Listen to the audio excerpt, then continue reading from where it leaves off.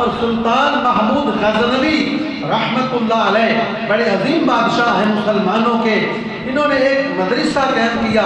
علم دین کو پھیلانے کے لیے۔ تو آپ جو ہے آپ کی عمر تھی 12 سال،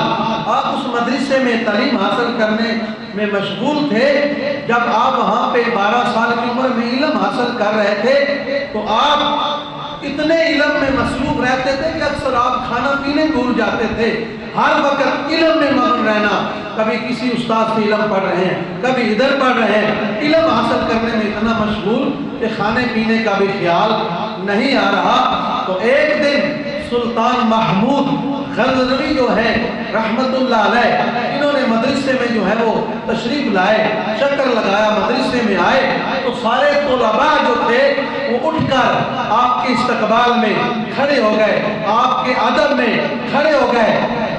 ایک داتا ہے علی حجویری، یہ علی حجویری جو ہے یہ نہیں اٹھے، یہ بس علم میں مغن ہیں، کتابیں پڑھ رہے ہیں، اور سارا مدرسہ جو ہے سلطان محمود غزنوی کا استقبال کر رہا ہے۔ تو حضرت آپ کے جو استاد تھے، استاد نے کہا علی دیکھ تو صحیح، سلطان محمود غزنوی آیا ہے، تو کتابوں میں مغن ہے، ذرا اٹھا کے سر اوپر تو دیکھ۔ آپ نے جب دیکھا ایک طرف سلطان محمود غزنوی کھڑا ہے اور دوسری طرف یہ کم سن بچہ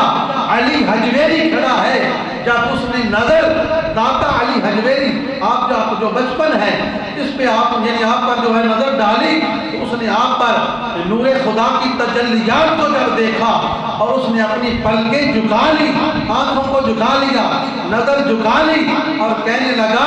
جو مدرس تھا، جو آپ کا استاد تھا، اسے کہا کہ یہ عام بچہ نہیں، یہ خاص بچہ ہے، یہ خدا کی طرف ہر وقت راغب رہنے والا بچہ ہے، یہ خدا کی طرف ہر وقت متوجہ رہنے والا بچہ ہے۔ ایسے بچے اس نے کہا سلطان محمود نے کہ ہمارے مدرسے کے لیے زینت کا باعث ہے۔ تو یہ آپ کا بچپن ہے اور آپ نے کشف المحجوب کا پہلا باب جو ہے وہ علم پر لکھا اور اتنا